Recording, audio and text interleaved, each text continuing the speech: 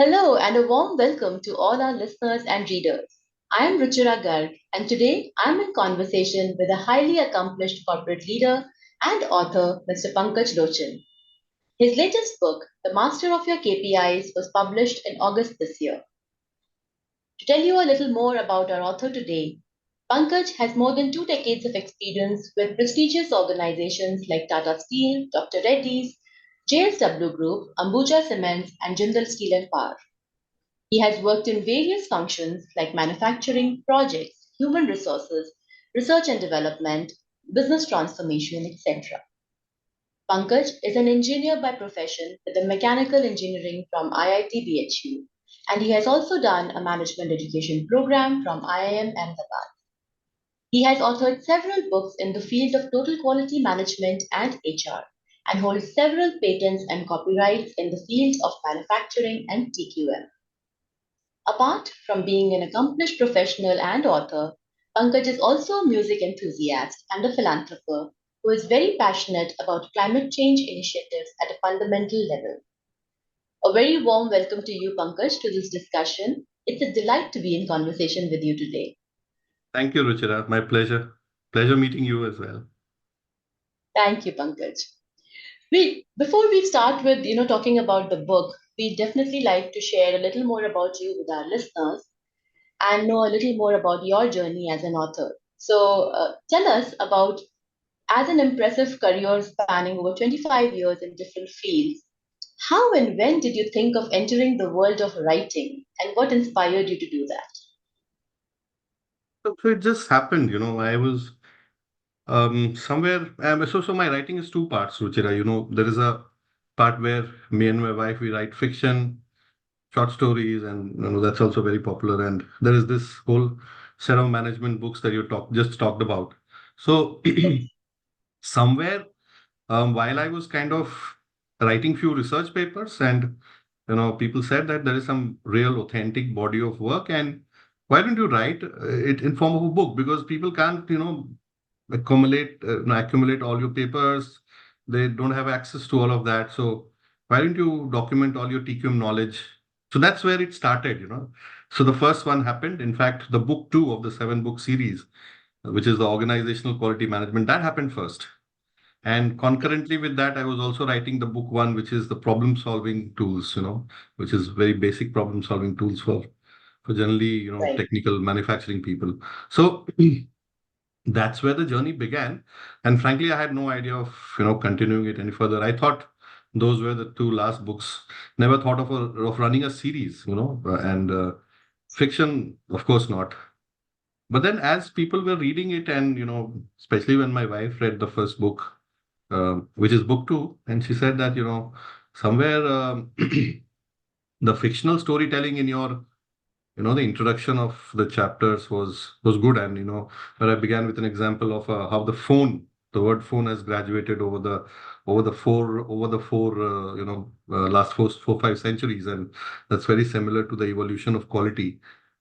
So that's where it began, and then we said, why don't we do something in fiction, and that's where the whole thing began. Hmm. Yeah. And I'm so glad you didn't stop at the first two books because, of course, all your books are very interesting. Um, you wrote fiction separately along with your wife, and you wrote management books. What inspired you to write The Master of Your KPIs in a fiction format and integrating management principles in it? This is a book where you bring the two concepts together, the fiction and non-fiction formats together. What inspired you to do this kind of storytelling? You know, if I were to tell you frankly, the blueprint of this book was written in the management format in 2022. In fact, 21 to be precise, and began somewhere in October 21. So this is my journey of my 1 year, which I call it a short stint, 1 year performance journey in a company where the challenges were numerous, but this journey is about how resilience paved the way to a very successful turnaround of the company. And the book is about that. So the main content for the book was written. But then as I grappled with the content as to how to present it, some friends came in with views, some colleagues, There was somebody in my office who told me that why don't you write it in a fictional format, the way the goal is written by Dr. Goldratt. But of course, I couldn't write it because in India, people don't have that taste for industrial storytelling. Really that the genre is not picked up in that manner, and there are not too many readers. And Right. plus, I was also not convinced that I would like to pick up a book like that. So I said, okay, Mm. let me tell my journey in two parts, not two parts, in two ways. So the part Mm. one is the complete journey, and then part two is the complete journey. Part one is in the fictional format, and part two is the same manifestation in a toolkit format through the same five chapters. So that's how it happened, and possibly because it stayed in my mind on the writing pad for about 2 years, kind of matured. I would say that it wasn't this mature in the first go in 2022 when I first completed writing it. Mm. So the So subject not has rushing evolved. into Yeah, sorry. Yeah. absolute. Absolutely. I think one of the takeaways is that not rushing into publishing helped you mature the content a lot more, and we are glad it is in the format it is today. I actually, as a reader, found it very interesting that the book was written in two parts, and both of them seem to be complete in themselves. So, as a reader, there was one part which was about your assignment in Chhattisgarh and that 1 year of that entire journey, which feels like a very relatable, deep personal account. And then there were amazing management lessons coming out of that. And then there's a second part where you, of course, delve into all those tools again in detail. So, as a reader, at any point of time, one can pick up either part of your book and yet feel they've got something complete. Now, when you use that kind of a format, were there any risks behind using this kind of format as well? Uh, So knowing both the formats, I mean, it doesn't appeal to justifiable to either set of readers. That's the risk because a fiction reader says, "Arey, Adi book to is not of my use," and the management book reader says the half book is not the first half is not of my use. So that's the risk. But I think I found greater merit in experimenting with the format because that's something that I was completely convinced about, and um, I realized that I would like to read a book like that though there were risks involved. And but I said that somebody should tell a story in a way that somebody can read it in an easy manner and then in a toolkit approach or a methodical approach also. So but of course risk is there, which I told you. It doesn't belong to With either seven set of readers completely. Absolutely. And somewhere, I mean, it could also be appealing as well. So on one hand, it's a risk where it might be just half a book which is relevant. At the same time, it could be appealing because, a lot of readers do not read a thick book. So even if they get half of the book and they get it in entirety, it's a good accomplishment for several readers today because, attention spans are diminishing.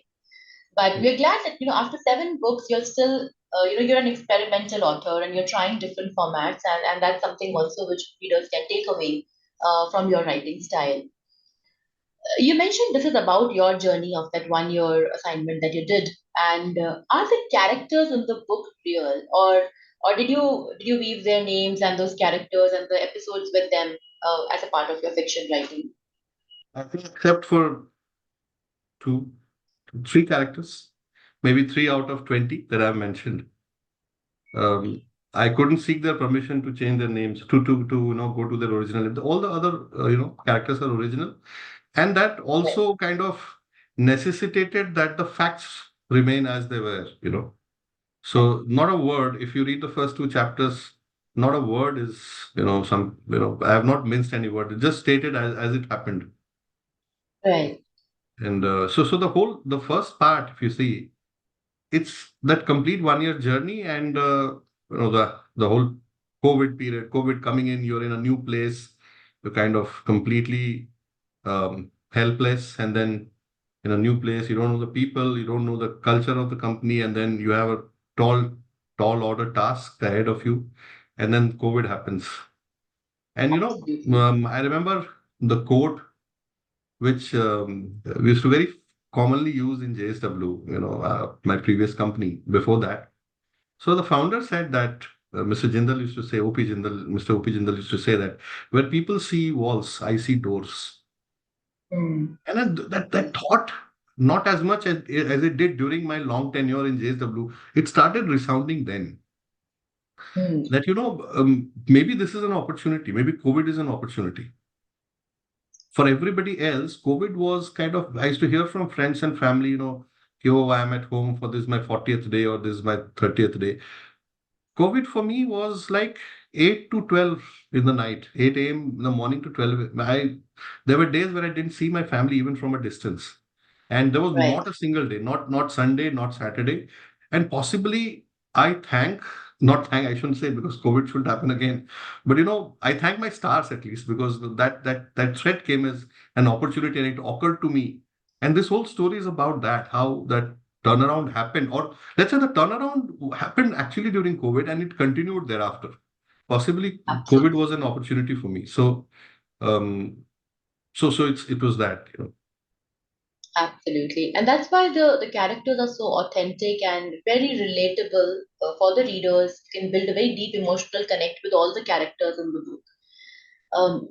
To me, Pankaj, the book reads like a deep personal account. And as an HR professional myself, uh, I could see that the readers would associate that entire account with your personal experience. So they would put you in that character.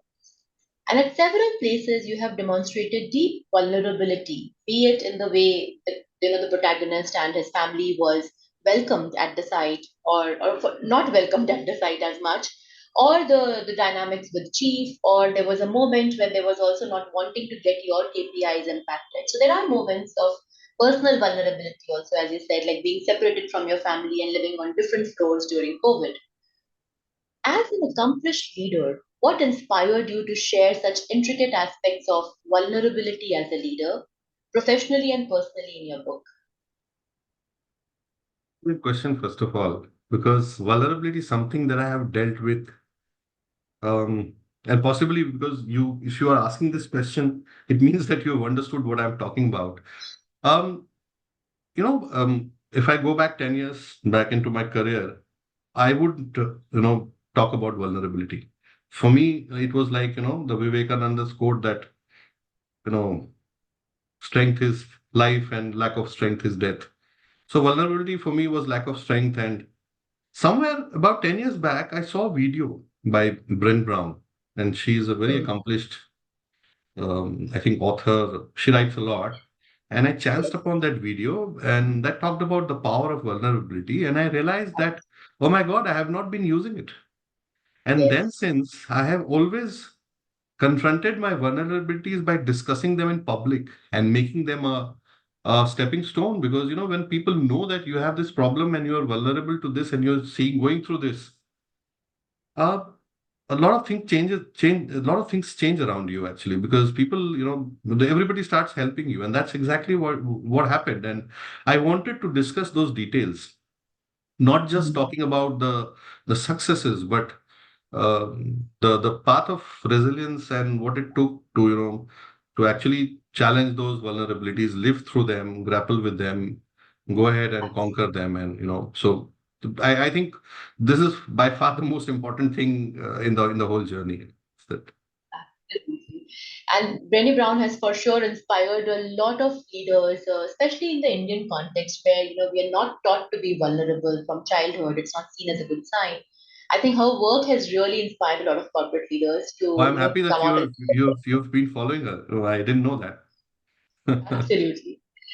Let's talk a little bit about your, the content of the book. And as I was reading it, I realized very flawlessly the protagonist relates management theories in his mind, and in this case, your journey, like everything is as in when everything is happening in front of him. So, for instance, when he observes the 6 stages of resistance and catches each stage as the people around him are putting forward that resistance. Is that how you really are, or was it part of your That's research for how the I'm book? really. I do not open up where the concepts would not be appreciated, but I do open up in the same manner as you saw me writing, where Right. somebody would appreciate the concepts. And that's why, a lot of people who I brought up during the career, let's say I always use this term in our Indian context, Indian Gurukul context, that as gurus, we bring up people, just like parents bring up children. And all my guys who are now heading different big positions in different companies today who I mentored about 10, 12 years back. When I talk to all of them, we actually talk in this language. It's a Mm. very methodical format, and each of them, most of them are actually TQM heads in different companies, and I don't want to name them, but they're India's top companies, and all of them today use the terminologies like KPI drill down, cascading, stratification, everything, and all those methods and tools have become a way of life for them. And going forward 10 years, 20 years, 30 years later, you just imagine that the cascade would grow into how many people. Yes. So actually that's the way I am. I'm wired very logically, and that comes from my father actually. My Mm. father, my life has three major learnings of my life, which is my let's say my passion, my what people also call as my aggression, which I call as passion, that comes from my mother, and the structure Mm. comes from my father, and Mm. the balance comes from my wife. So Mm. she's a very balanced individual. She tries to, balance everything and takes a middle path. And, so I've put all these three together. But fundamentally, what drives the other two also in me is, or rather, the drives the other two in me is the structure. And that's how I Mm. am, everything, If I were to give you an example, the book is about, how we've reduced the cycle times. I Right. reduced the cycle time in my own life. You won't Mm. believe the time I spend in the washroom, or let's say without cutting short on any activity. For Right. example, I'll give you a very simple. I don't know whether it should be a part of this interview, but it's very interesting. The theory of constraints that I've talked about in the book Ruchira, that is about putting series and parallels, converting That's right. series into parallels. So, Mm. as I would step into the washroom, I put my shaving foam on first thing Mm. before I even go and brush. Then I would go to the loo and then come back. And by the time I don't need to sit and, really, make it because we have to shave every day. And that saves about 10 minutes of my life every day. When I cook Right. in the kitchen, I complete an entire meal in 30 minutes. And that's because Wow. I follow and I can show you and demonstrate it to you how we actually do. Even before I would go and change, I would just put the water on the heater or on the gas, so that by the time I'm Right. back, it's all ready to absorb whatever I want to do. So there are things Absolutely. so that's how I am wired Mm. in a very structural manner. I do not, as I am kind of maturing and I'm meeting more people and tending to a large base of employees with different kind of mindsets, different motivations, and different age groups. I am, of course, not using that everywhere, but fundamentally, if you were a one-on-one conversation with me, it would be in that only. I don't know That's if it right. answered I your think question, but I think that's how I am. no, it did, and I think the example was fascinating about how there are small things that when you imbibe a concept and that's how you are as part of your persona, then it starts reflecting in everything that you do. And I personally found that example fantastic about. And tell us a little more about you cooking also. So that is another skill that we just learned about.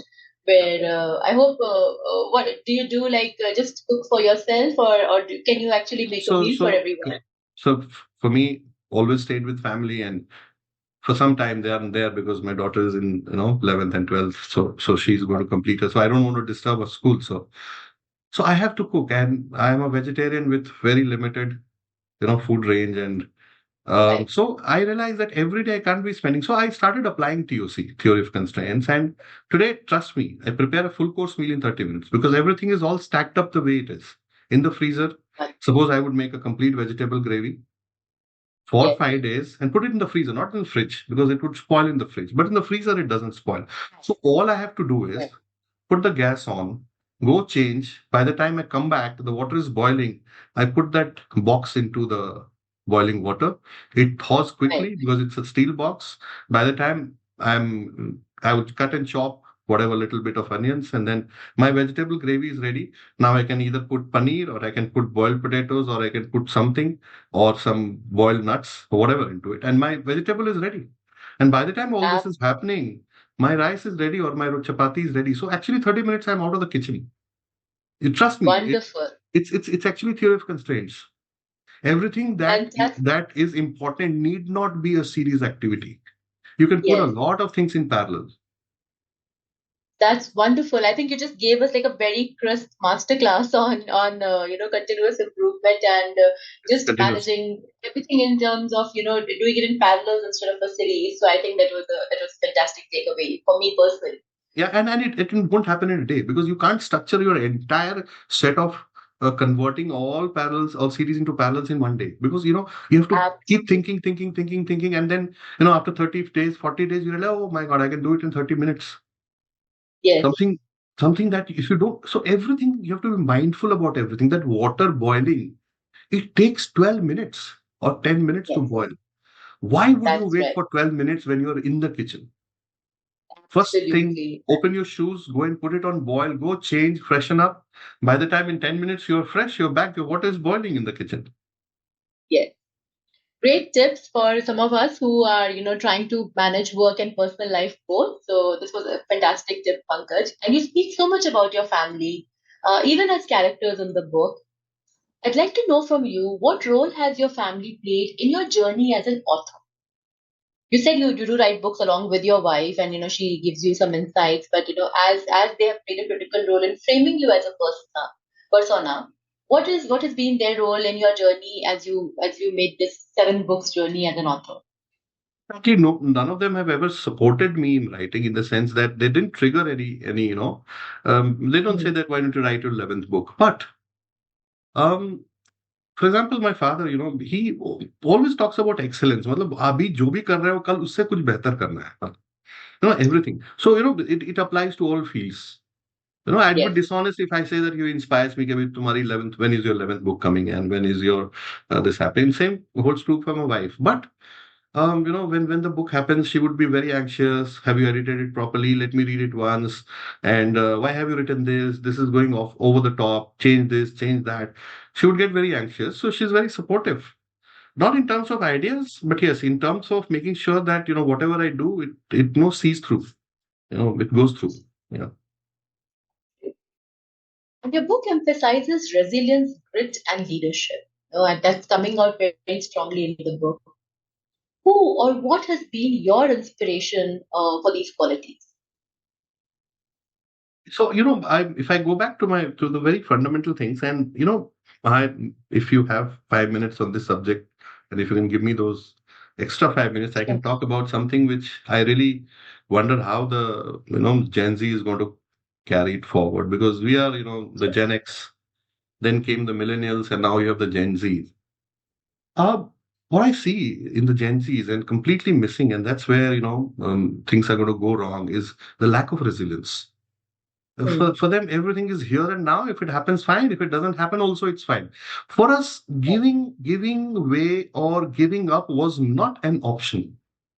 Hmm. For the Gen X, the people who we are, people who passed out in the late 90s, and the people who created the whole world. Every country of the world today, you talk about our generation people who are in 45 to 50s and all of that. They are the ones who have created the maximum impact. And one thing which is common is that we have transitioned from the old order to the new order, from the old order to the computer generation, and we've seen both.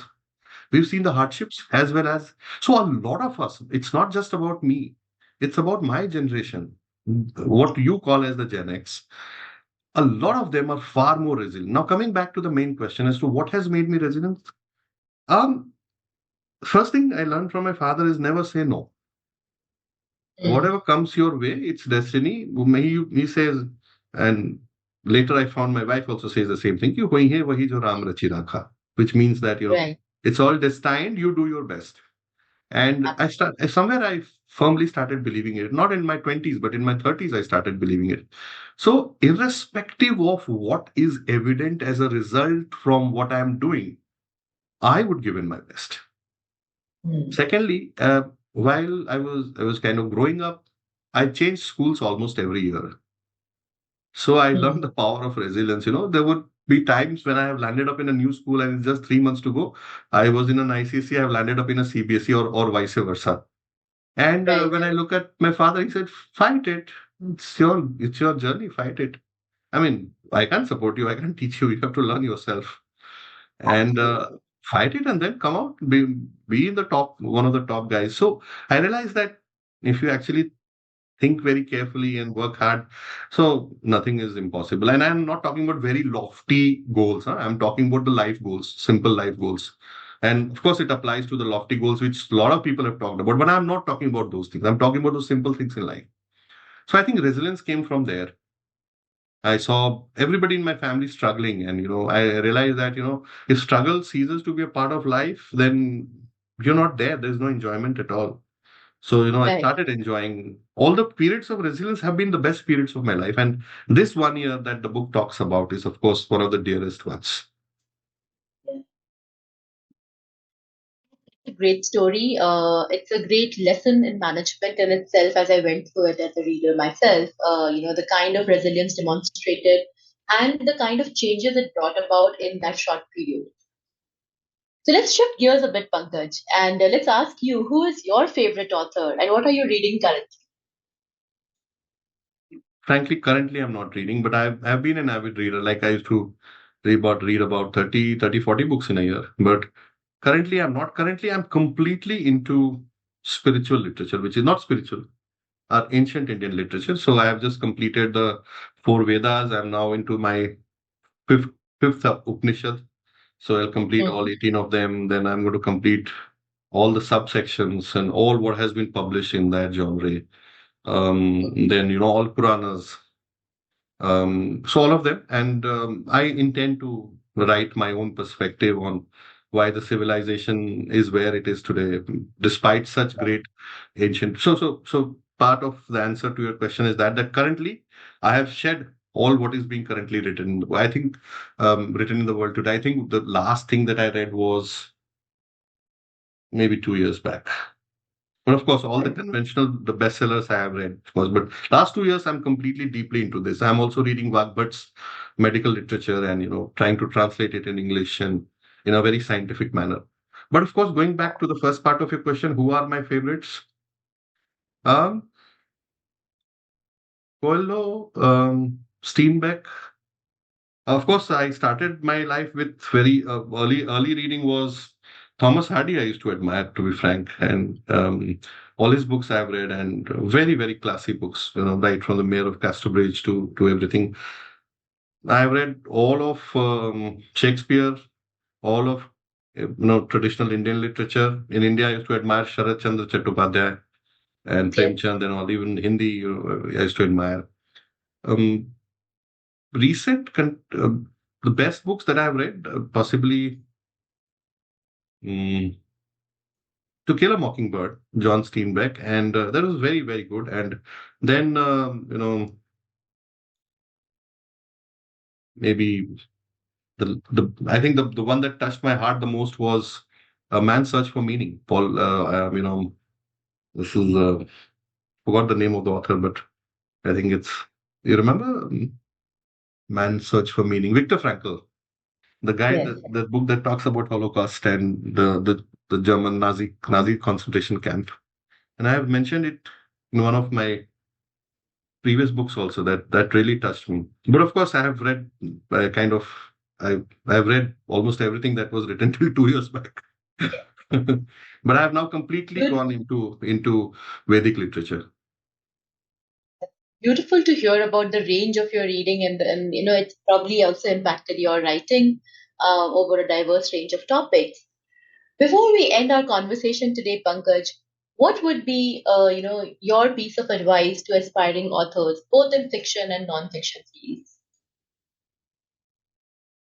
Non-fiction, um, let me tell you, of course, it'll be like small fry to say that, but even if I talk about atomic habits or deep work, anything, they're not presented in a toolkit format. They're all very good reads, but you Hmm. forget them after you've read them. Right. But if I tell you those 5 points which I have written in my book, you will always remember them. You know? Absolutely. Because that's you just have to remember those 5 points. So I Right. think creating a good storyline, a very compelling story, a very meaningful story is not what every author should try to do. They should rather like to leave a footprint, which is, or an imprint, which only comes from a very worthy toolkit. You have to simplify and give it to people rather than, so that they have to not read it every time. So that's one part. The other is that I think deeper writing has and so this is on the management literature, Ruchira, and on the fiction. Indian fiction is something that I have kind of no good adjectives to describe, because I find them very superfluous, casual, and Mm. very. They're all lacking. Mostly, they're lacking. Well, I have read everybody, by the way. I mean, all the authors till about 2 years Right. back, and I find them lacking meaning unless they're written in a particular context. Like a lot of people have written about of their certain phases in life, or certain things that they have grappled with. Those are no good literature. But I'm talking about pulp fiction. They're very shallow literature. So I think we should go a little deeper into, and not just look at the storyline on how it makes sense to the reader while you're reading it in terms of enjoyment. so so I would say that that requires some greater depth. Authors should evolve beyond what they're currently writing. I Thank don't you want to so take much, Pankaj. names. I don't want to take No, names, no, but absolutely. I think it was a great suggestion, for someone like me who's an author, and some of these are great by the way, insights to have. I didn't mean about you, because you've written something which is contextual. And that's a very Okay. meaningful piece of work, huh, by the way. So I wasn't referring to your genre of work, because I Of was referring course. to the management literature, which is actually good, very good. Pick up anything. The most popular thing that you've read in the recent times, Atomic Habits. You Yes, forget it after your book is over. absolutely. But it's a beautiful book.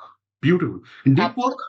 Cal Newport, you read it, it disappears in a few days. What if That's there right. was an easy toolkit that you remember on your fingertips, And your which you takeaways. practice? Yes, Right, that's what I try to do in that book. It may not absolutely. find an audience like that, because finding a good audience is not just about the quality of the literature that you write or the work that you do.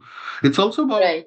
range of circumstances that you operate in, the stellar configurations that govern you actually. Yes, And that's right. and then I was talking about pulp fiction, which is not your genre. You have written a very meaningful book, and it's on my reading list. In fact, it's going to arrive in a few days, because you've tried to address a particular segment or a sub segment and a particular phase of people's life, and possibly a lot of what you would have written would provide meaningful advice. I'm not referring to that literature. That's not superfluous. Right? Absolutely. Well, thank you so much, Pankaj. I think we got some great tips from you today, and from the book itself. So for our readers, I would strongly recommend, it's a must read. It's an entire management lessons in one short book itself, and a very easy read. So thank you for bringing it to us, and for sharing your tips and your personal journey with us. Thank you for the great Thank you conversation. for your time. Thank you so much. Bye bye.